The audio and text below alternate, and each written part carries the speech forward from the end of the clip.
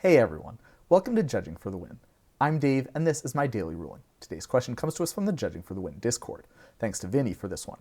Amy attacks with Kavaron, Harrier, and Gut, True Soul Zealot. Can she pay 2 to make a robot token, then sacrifice that token to put in a 4-1 skeleton?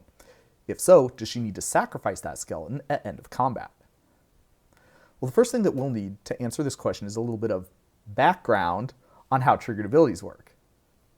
No? Geez, tough crowd. Well, okay, the first important fact that we'll need is that there are a specific set of choices that are made as part of the process of putting a triggered ability onto the stack.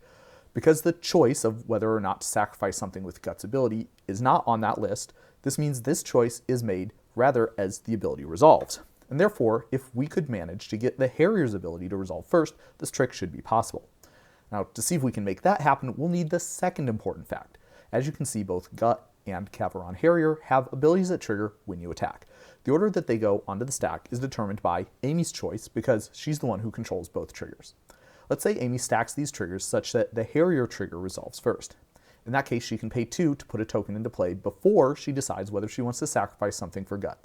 And by the time she makes that choice, the robot will be on the battlefield, so she would be able to sacrifice it. At the end of combat, there will be a delayed trigger that makes Amy sacrifice the robot. Except, whoops, she already sacrificed it. There's no ability telling her to sacrifice the skeleton, so she gets to keep that in play.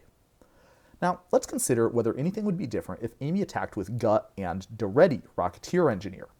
Could she sacrifice an artifact with Gut, and then sacrifice a different artifact with Daretti in order to bring the first artifact back? And at first you might think this trick should work out just fine. As before, we can stack the triggers in whatever order that we need. So we could have the Gut ability resolve first, and then sacrifice an artifact to put in a skeleton. Therefore, when the Daretti ability resolves, the artifact that we sacrificed with Gut would be in the graveyard. There's just one problem.